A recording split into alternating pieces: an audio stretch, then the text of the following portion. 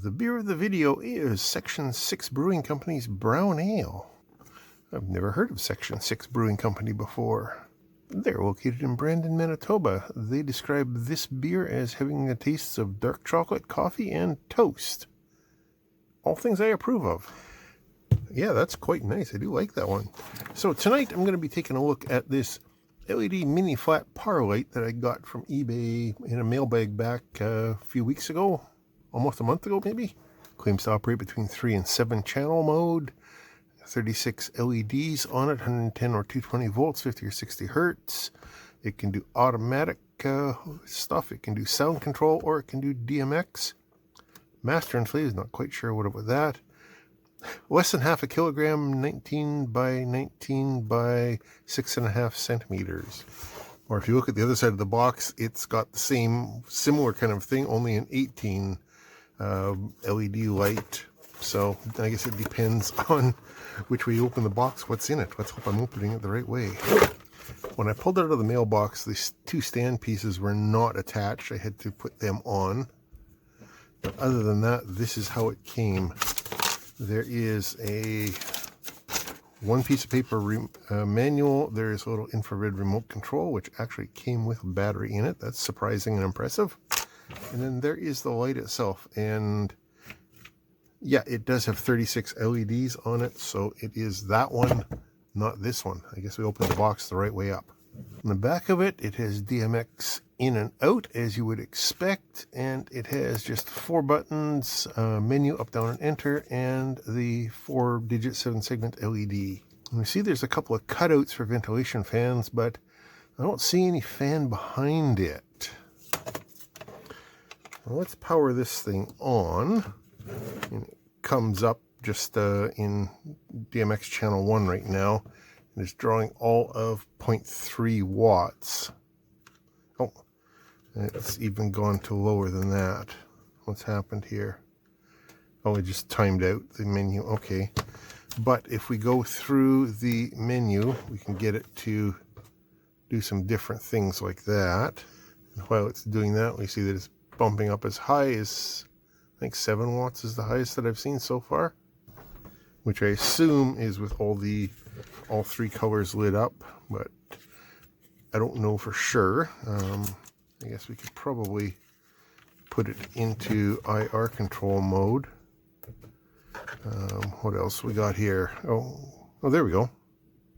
Oh, that's just kind of a shimmery mode. PL08. These things are all in the manual, or what passes for a manual. So we're in PL. It's pulse mode. Okay. How do I set the difference? So I can go to strobes or audio or red, green, blue, or solid colors. Or I can just get it to do things from the remote control. So there is full RGB, and that is 9.3, 9.4 watts, or 133 milliamps. Also, 0.58 power factor. That's pretty horrible, and I'm going to assume that power factor that low is probably going to be capacitive dropper. At least it often is, but there is only one way to find out. There are 5 screws around the front, and the 6th, what should be a screw hole, is actually where the infrared receiver is for the remote control. So, not perfectly symmetrical fixing on here, but whatever. I wasn't expecting this to be a high-end device. It only cost me about $25 or so on eBay. What do you want for cheap? So, lifting the lid, you see a big aluminum heatsink on the back of the LEDs. That's good. Well, when you shake that around, you can hear those lenses rattling around loose. If I peel that off, those things are going to be a real bear to get back on. Down inside, we have 3 circuit boards. Well, that one is more of a connector board, really. That's the 2 XLR connections for the DMX. Over here we have, that's the control board, and it has the LED on it. There's the push buttons across the bottom, 1, 2, 3, 4. And the pins for the LED, or some of them. There's a little capacitor there. So we got two sets of wires going up to this piece here. The first set, these three wires, goes to the infrared receiver. So these other four wires go up to our main board. Black, red, possibly green, possibly gray, and white. So I'm going to assume the black is the common and those three are the hots. And since the black is on one end, that would probably make it the common, I would think. We've got one wire that jumps over to this board, which is... what is on that board? That's power supply, I guess. We've got two unpopulated pins and one jumps across here. So this board down here is going to probably have the brains on the back of it as well. Let's yank this power supply board out of here first and see what's on the back of it. Actually, I will pull that off there as well. So one of these unpopulated ones looks like it is the AC mains input, and they've just tagged onto the back of there as well. So that could be pluggable, but it isn't. That is very much a switch mode power supply. Resistor, probably fusible for the input. There's bridge rectifier, capacitor, mean smoothing capacitor. What are you? 10 microfarad, 400 volts. The switch mode power supply chip, a diode there, hopefully a safety capacitor, 222, 400 volts. That's, what are you? 2.2 nanofarads. It says CY or class Y on the board right there, but there's no marking for that on that little capacitor. Yeah, there's a little bit of a gap underneath the transformer. It's kind of buried in solder mask, but it looks like there's a gap there. And back on this side, we have a diode, a capacitor, a resistor, and then out. These are marked plus and minus there, and this one is marked plus and minus that way. So I guess you could have it either way depending on what you are powering. And I suppose you could power a fan from there too, or one from over here if you had one installed. But as we saw earlier, there is no fan installed. You could have two, but there are none. Let's see what's on the other side of this board, which is going to be the main control board. DMX goes into it, the infrared goes into it, the lights go out, power goes in. Yeah, that's got everything on it, and about the only through-hole components are the connectors, that one capacitor, the display, and those buttons. So there's a little microphone. There is a 7805 regulator. That is a Max 485, which is the DMX transceiver chip, which means that that guy is some kind of a microcontroller. One with absolutely no markings on it, because of course there aren't. Not much else to learn from this. Oh, we have 3 transistors over there as well. One for each of the red, green, and blue. There could be another one over here for a W white channel, but there's no pin there, there's no transistor there, and it's only 4 wires. So we have plus voltage, common, which is the red. Okay, I misguessed before. Then the red signal is that wire, the green is the white wire, and the blue is the black wire. And that is really all there is to see inside this thing. The one thing that I'm most disappointed to not see is there's no opto isolators anywhere on here, nor on that board, because that's just passive, that's just a connector board. The input and output are just in parallel. So there's nothing in this thing to protect my computer or anything else that's connected to it from if this power supply decides to short circuit or something and blast AC mains right through to the DC output. That will potentially take out your DMX line. Not a fan of that. Let me just put this guy back together quickly and we'll fire it back up again and connect it to the computer, risking all of my other equipment. So with that back together, let's try that out with the USB to DMX decoder that not decoder, interface that I got a few weeks ago, I think in the mailbag following this actually. So that plugs in there, if I get it the right way up. That plugs in there. That plugs in over here. And because it doesn't know what it's doing, because it doesn't have a DMX signal yet, it is still in that PL mode. So we'll just bounce through here to the different modes and go to D for DMX. And right now it's set for channel 001. But there's still no signal coming from here until I turn on some software to start talking to this thing. And for me, that software is QLite Controller Plus, or QLC for short. Open source, free software, runs on any computer platform. I like it, and it can do quite a bit. It's very capable. Pick my devices out of here. I've already gone into the defining mode and defined it up as eBay brand, because I don't know what else it is. 36 LED RGB flat panel. I want this to be on Universe 2 because I think that's where the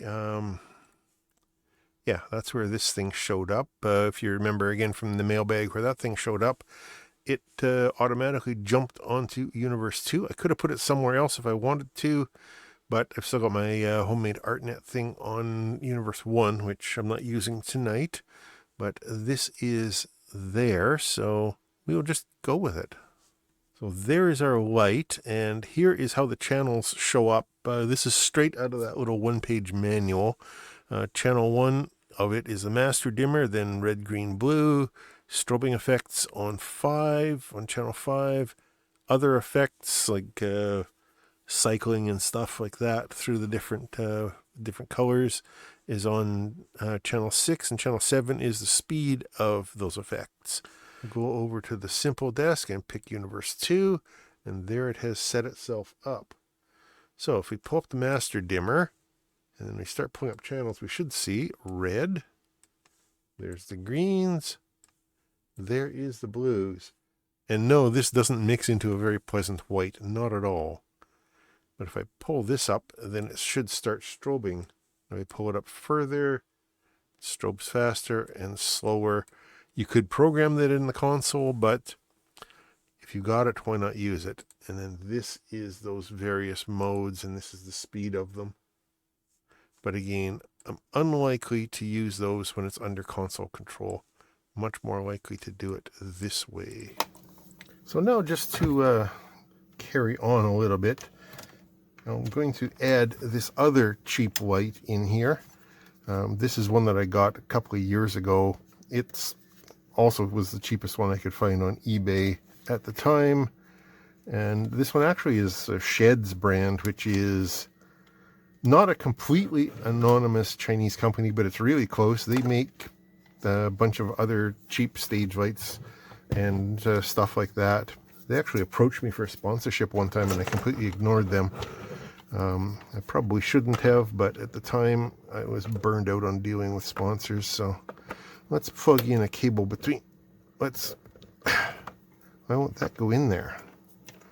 Will that plug into this one? Yeah, it's tight, but it goes. Okay, fine.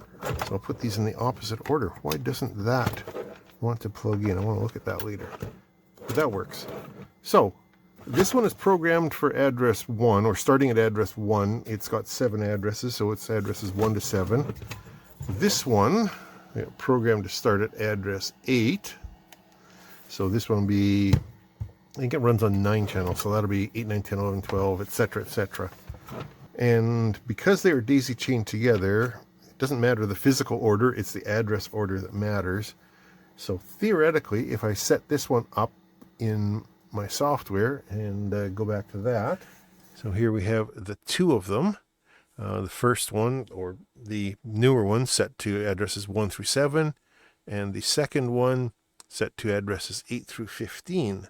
And if we go over to our simple desk, we see that we have two different lights here now. So we'll turn the master and the red on that one. We'll turn the master and the blue on this guy. For the green, add the white, the red, etc. We can do all these cool things. So I'm more interested really in just playing with the hardware.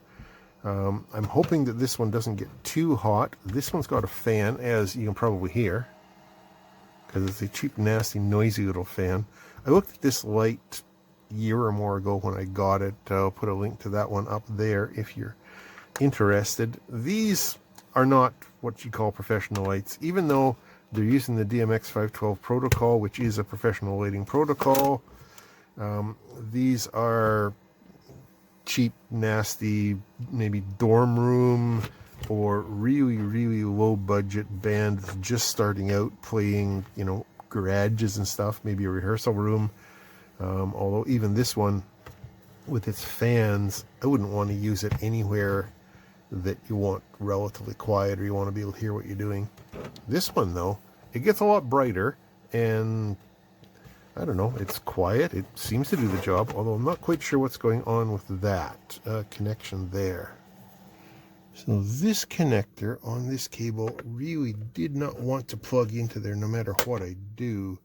Here's another cheap Chinese one that I got from yet another mailbag video. And that plugs in there okay. Tight, but it fits. Here's an actual Nutric NC3MX plug. That is also really tight. That doesn't want to go in, but this cheap one does. So the cheap one that fits is 15.8 millimeters on the inside, 15.9 on the real Nutric, 15.9 on that one, or maybe it's the outside, 18.8, 18.8, 17.9. There's what it is. Battery's dying on my calipers. I'll just set those out of the way. So this thing is too tight a tolerance, and it works with the really cheapest of knockoff connectors, but real connectors and these less bad knockoff ones won't fit in there. That's annoying. I may have to replace that connector if I plan on using it, or just use the absolute cheapest, shittiest cables with it. But they all work with this one, no problem. So maybe if you want good stuff, don't go for the absolute cheapest bargain basement crap you can find on eBay. Of course, that's not going to stop me, because part of what I'm doing is making these mistakes so that you guys don't have to. Part of it is just exploring what the cheap crap looks like and seeing if I can use it. And I can use these. They do work. They do the job, just not very elegantly.